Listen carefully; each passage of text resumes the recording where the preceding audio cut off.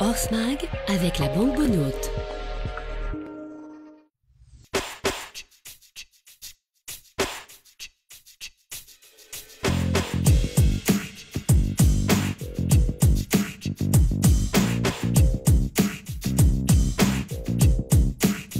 Bonjour à tous et bienvenue, merci d'être avec nous dans ce Horse Mag, un magazine, vous le savez, consacré à la plus noble et la plus belle conquête de l'homme. Aujourd'hui, nous sommes à Sion en Valais, où vous le voyez, eh bien, le soleil est largement au rendez-vous à l'occasion du championnat suisse junior de saut d'obstacle. L'occasion pour nous d'avoir suivi l'un des favoris, l'un des espoirs de demain, le Jurassien Anthony Bourcard, que l'on écoute. Mais préparer son cheval, déjà pour que rien qui soit laissé au hasard, que se casse ou comme ça. Et puis aussi pour le rapport un peu visuel aussi, par un cheval trop sale. On vous a vu tout à l'heure reconnaître le parcours avec votre papa. Comment est-ce qu'il est ce parcours? C'est bien, ça vous parle? Il y a deux, trois... C'est un bon parcours, deux, trois difficultés. Mais j'ai déjà eu des parcours plus compliqués, donc si je m'applique, je sais que je peux faire sans faute, ça va aller. Et puis là, la jument, vous la sentez comment, là, comme ça, dans le box, juste avant de partir? Est-ce qu'on se rend compte un peu quand on la connaît bien? Est-ce qu'on se dit, tiens, aujourd'hui, elle a l'air bien, elle a l'air un peu à son affaire, elle a l'air un peu réactive? Là, je vois qu'elle est déjà calme, c'est déjà pas mal, parce qu'elle aime bien être calme, la jument. Elle saute mieux quand elle est calme. Et puis, depuis le début du week-end, là, elle saute vraiment bien. Je suis vraiment content d'elle.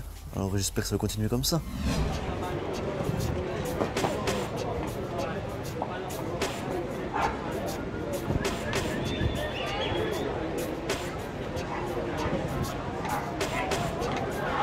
Ah là là là, 33 secondes et 20 centièmes. J'ai fait ce vertical, puis après j'ai repris, mais trop fort. J'ai une reprise trop fort. Ça m'a trop éloigné du loxer et enfin, je fais la faute. Des petits détails. Enfin. Il y avait une belle carte à jouer, quand même. Ouais, j'aurais monté correctement, j'aurais été sur le podium de sûr. La jument était top, je ne peux pas en vouloir à elle.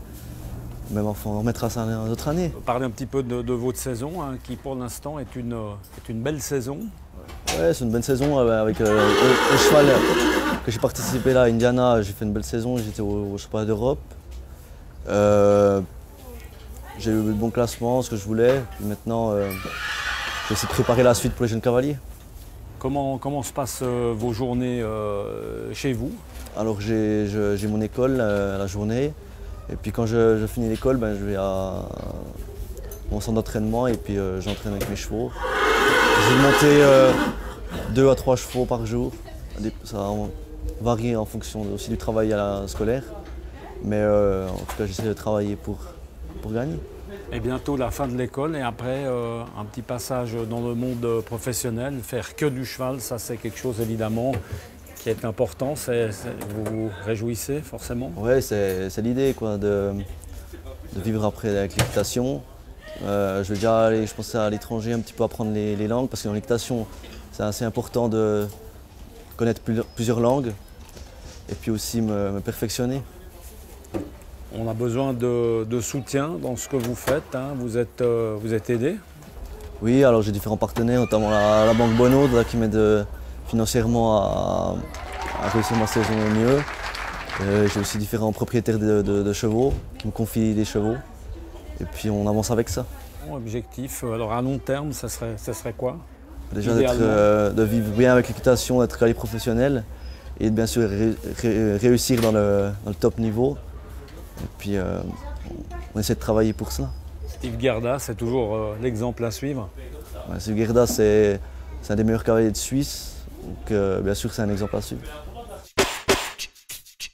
Voilà, après Anthony Bourcard, on va passer la parole au papa Roger. Vous allez le voir, un papa qui est bien impliqué, qui est un peu multifonction, multitâche et qui n'a pas peur, vous allez le voir. Pourquoi pas de nettoyer les chevaux, on l'écoute.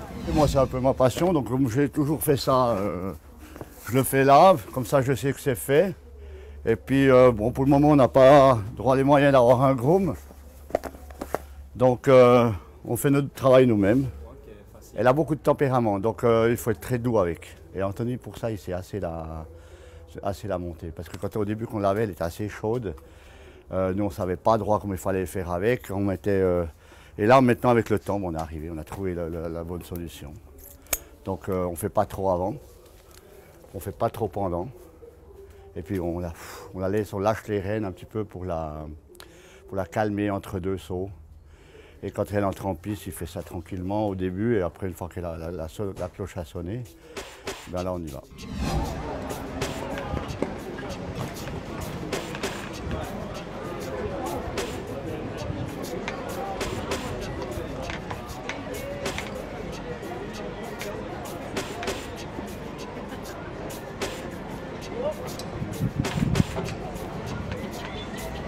Alors, c'est la deuxième manche qui fait une grosse faute. Il savait que c'était difficile la distance, il a un peu trop tiré. Après, vu qu'il était trop loin, il a dû galoper. Là, il paye cette faute, il paye peut-être sa médaille aujourd'hui. Et puis au barrage, il donne tout ce qu'il a et puis il fait la faute sur le dernier. Il avait le meilleur temps, je crois. Non, c'est pas vrai, il avait le deuxième temps. Mais bon, voilà, il ne fallait pas faire cette faute au deuxième tour, c'est tout. Ça, c'est encore un petit peu des fautes de jeunes, hein.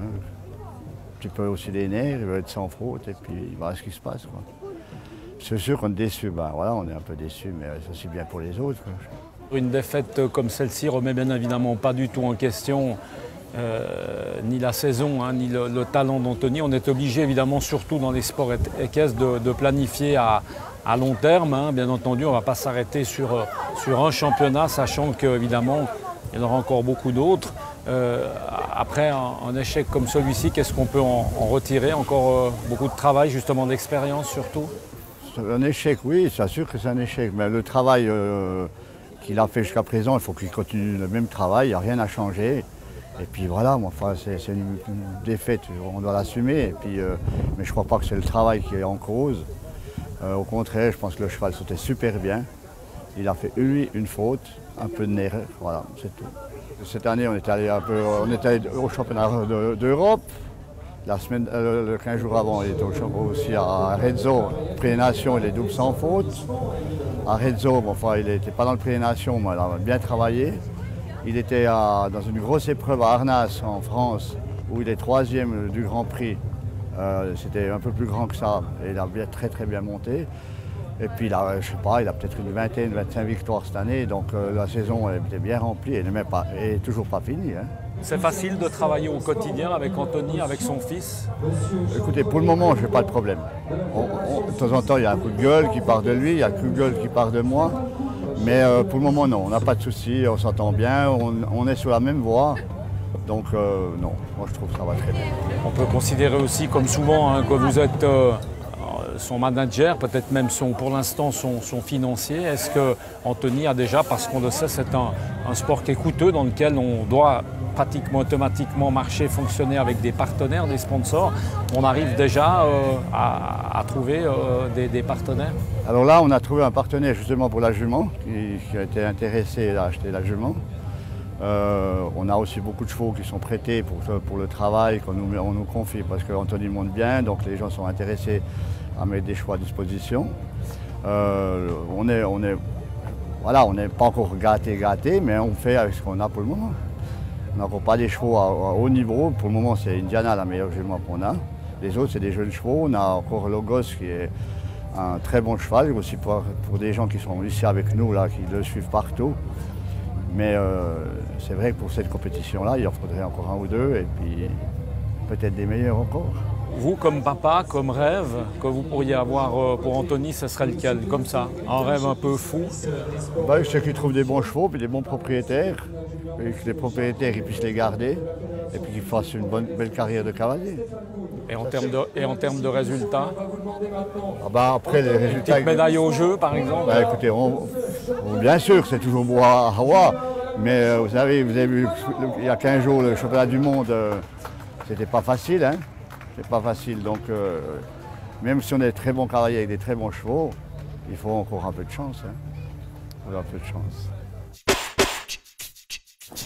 Voilà, toujours à Sion, hein, où il fait un temps absolument superbe. On termine cette émission avec la réaction de quelques personnalités qui nous parlent de ce qu'ils pensent du jeune Anthony Bourcard. Je connais Anthony comme cavalier depuis longtemps, j'ai très ami avec son papa.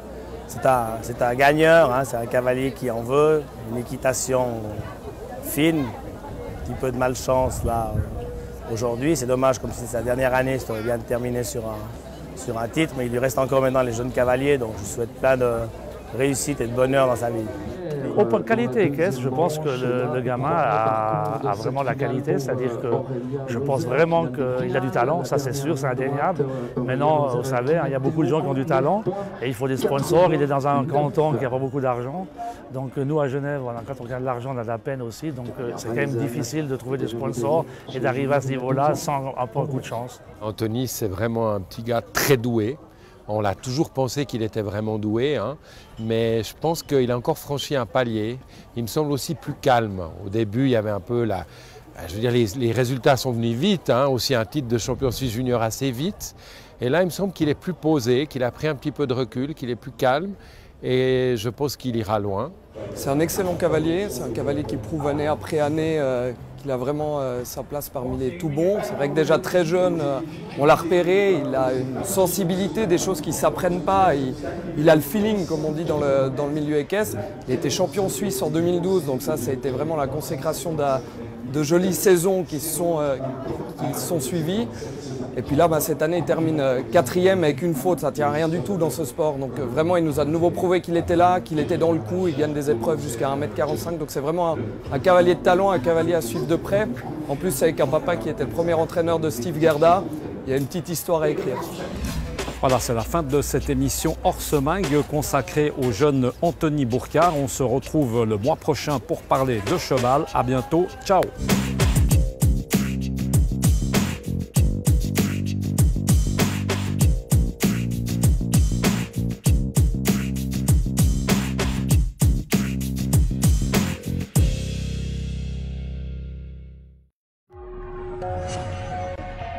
Horsemag avec la Banque Bonote.